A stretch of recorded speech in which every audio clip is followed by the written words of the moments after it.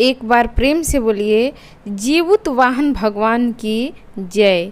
नमस्कार, आप सभी का मेरे चैनल में एक बार फिर से स्वागत है। आइए सुनते हैं जितिया जीवित पुत्रिका जीवित वाहन व्रत कथा। जीवित पुत्रिका व्रत में जितिया की यह 3 कहानियाँ बहुत ही प्रचलित है। परंपरा के अनुसार जो कथा सुनी जाती है उसमें पहली कथा चील और सियारिन की है, दूसरी कथा जीवित वाहन राजा की और तीसरी भगवान श्री कृष्ण से जुड़ी हुई है। तो आइए सुनते हैं चीलो सियारिन की कथा। जीवित पुत्रिका व्रत में चीलो सियारिन की कथा बहुत ही प्रचलित है। कथा कुछ इस प्रकार है। एक वन में सेमर के पेड़ पर एक चील रहती थी। पास की झाड़ी में एक सियारिन भी रहती थी। दोनों में खूब दोस्ती थी और बहुत ही ज़्यादा पटती थी। चीलो जो कुछ भी खाने को लेकर आती उसमें से सियारिन के लिए ज़रूर हिस्सा रखती। सियारिन भी चीलो का ऐसा ही ध्यान रखती। इस तरह दोनों के जीवन आनंद से कट रहे थे। एक बार वन के पास गांव में औरतें जितिया की पूजा की तैयारी कर रही थी। चीलो ने उसे बड़े ध्यान से देखा और अपनी सहेली सखी सियारिन से बताया। फिर चीलो और सियारिन ने तय किया कि वे भी यह व्रत करेगी। सियारिन और चीलो ने जितिया का व्रत रखा। बड़े निष्ठा और लगन से दोनों ने दिन भर भूखे प्यासे मंगल कामना करते हुए व्रत में रही। मगर रात होते ही सियारिन को भूख प्यास सताने लगी। जब बर्दाश्त नहीं हुआ तो जंगल में जाके उसने मांस और हड्डी पेट भर कर खाया। चीलो ने हड्डी चबाने की कड़कड़ की आवाज़ सुनी तो पूछा कि यह कैसी आवाज़ है। सियारिन ने कह दिया, बहन भूख के मारे जिस तरह करवट बदल रही हूँ मेरी हड्डी पट पट बज रही है। यह उसी की आवाज़ है। मगर चिल्लो को पता चल गया था। उसने सियारिन को खूब लताड़ा कि जब व्रत नहीं हो सकता तो संकल्प क्यों लिया था। सियारिन लजा गई। व्रत भंग हो चुका था। चिल्लो रात भर भूखे प्यासे रहकर व्रत पूरा की। अगले जन्म में दोनों मनुष्य रूप में राजकुमारी बनकर सगी बहनें हुई। सियारिन बड़ी बहन हुई और उसकी शादी एक राजकुमार से हुई। चीलो छोटी बहन हुई। उसकी शादी उसी राज्य के मंत्री पुत्र से हुई। बाद में दोनों राजा और मंत्री बने। सियारिन रानी के जो बच्चे भी होते वो मर जाते, जबकि चीलो के बच्चे स्वस्थ और हट्टे कट्टे रहते थे। इससे उसे जलन होने लगी। उसने कभी उनका सर कटवा कर डब्बे में बंद करा दिया। वह सिर मिठाई बन जाती और बच्चों का बाल बांका तक न होता। बार बार उसने अपनी बहन के बच्चों और उसके पति को मारने का प्रयास भी की, परंतु सफल नहीं हो पाई। आखिरकार देव योग से उसे भूल का आभास हुआ। उसने क्षमा मांगी और बहन के बताने पर जीवित पुत्र का व्रत विधि विधान से किया तो उसके पुत्र भी जीवित रहे।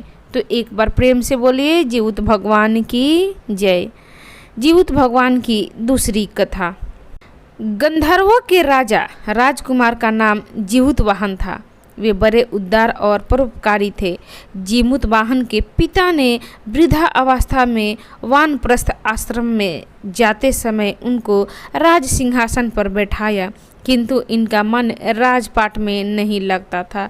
वह राज्य का भार अपने भाइयों पर छोड़कर स्वयं वन में पिता की सेवा करने चले गए। वन में ही जीवित वाहन को मल्यवती नामक राजकन्या से भेंट हुई और वह दोनों में प्रेम हो गया। एक दिन जब वन में भ्रमण करते हुए जीवित वाहन काफ़ी आगे चले गए तब उन्हें एक वृद्धा विलाप करते हुए दिखाई दी। पूछने पर वृद्धा ने रोते हुए बताया, मैं नागवंश की स्त्री हूँ। मुझे एक ही पुत्र है। पक्षीराज गरुड़ के कोप से मुक्ति दिलाने के लिए नागों ने यह व्यवस्था की है कि वे गरुड़ को प्रतिदिन भक्षण हेतु एक युवा नाग सौंपते हैं। आज मेरे पुत्र शंखचूड़ की बलि का दिन है। आज मेरे पुत्र के जीवन पर संकट है और थोड़ी देर बाद मैं भी पुत्रहीन हो जाऊंगी। एक स्त्री के लिए इससे बड़ा दुख क्या होगा कि उसके जीते जी उसका पुत्र न रहे। जीवतवाहन को यह सुनकर बड़ा दुख हुआ। उन्होंने उस वृद्धा को आश्वस्त करते हुए कहा, डरो मत, मैं तुम्हारे पुत्र के प्राणों की रक्षा करूंगा। आज उसके स्थान पर स्वयं मैं अपने आप को उसके लाल कपड़े में ढककर वध्यशिला पर लेटूंगा ताकि गरुड़ मुझे खा जाए पर तुम्हारा पुत्र बच जाए। इतना कहकर जीवतवाहन ने शंखचूड़ के हाथ से लाल कपड़ा ले लिया और वे उसे लपेटकर गरुड़ को बलि देने के लिए चुनी गई वध्यशिला पर लेट गए। नियत समय पर गरुड़ बड़े वेग से आए और वे लाल कपड़े में ढके जीवतवाहन को पंजे में दबोचकर पहाड़ के शिखर पर जाकर बैठ गए। गरुड़ ने अपनी कठोर चोंच का प्रहार किया और जीवतवाहन के शरीर से मांस का बड़ा हिस्सा नोच लिया। इसकी पीड़ा से जीवतवाहन की आंखों से आंसू बह निकले और वह दर्द से कराहने लगे। अपने पंजे में जकड़े प्राणी की आंखों में आंसू और मुंह से कराह सुनकर गरुड़ बड़े आश्चर्य में पड़ गए, क्योंकि ऐसा पहले कभी नहीं हुआ था। उन्होंने जीवतवाहन से उनका परिचय पूछा। जीवतवाहन ने सारा किस्सा कह सुनाया कि कैसे एक स्त्री की पुत्र के रक्षा के लिए वह अपने प्राण देने आए हैं। आप मुझे खाखड़ भूख शांत करे। गरुड़ उनकी बहादुरी और दूसरे की प्राण रक्षा के लिए स्वयं का बलि देने की हिम्मत से बहुत प्रभावित हुए। उन्हें स्वयं पर पछतावा होने लगा। वह सोचने लगे कि यह मनुष्य है जो दूसरे के पुत्र की रक्षा के लिए स्वयं ही बलि दे रहा है, और एक मैं हूँ जो देवों के संरक्षण में हूँ किंतु दूसरों की संतान की बलि ले रहा हूँ। उन्होंने जीवतवाहन को मुक्त कर दिया। गरुड़ ने कहा, हे उत्तम मनुष्य, मैं तुम्हारी भावना और त्याग से बहुत प्रसन्न हूँ। मैंने तुम्हारे शरीर पर जो घाव किए हैं उसे ठीक कर देता हूँ। तुम अपनी प्रसन्नता के लिए मुझे कोई वरदान मांग लो। राजा जीवतवाहन ने कहा कि हे पक्षी राज, आप तो सर्वसमर्थ हैं।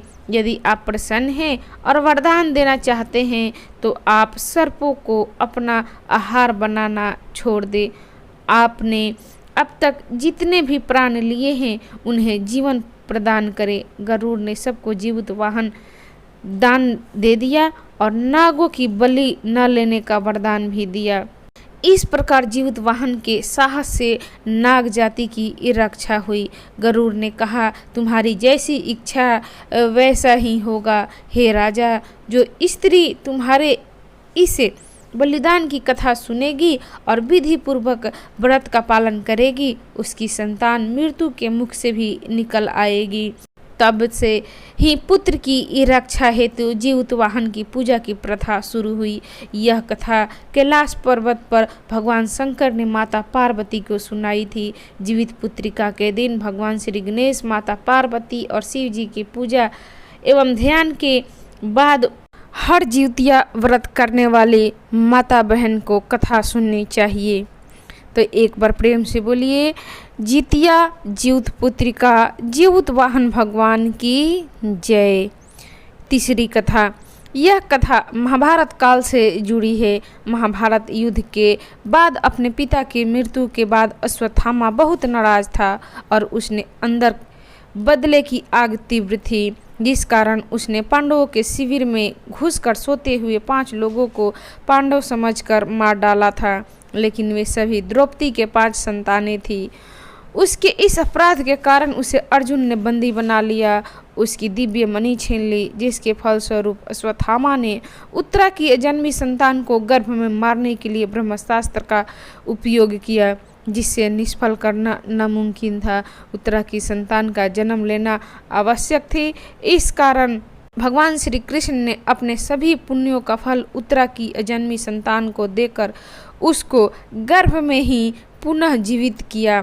गर्भ में मरकर जीवित होने के कारण उसका नाम जीवित पुत्रिका पड़ा और यही आगे जाकर राजा परीक्षित बना। तभी से इस व्रत को किया जाता है।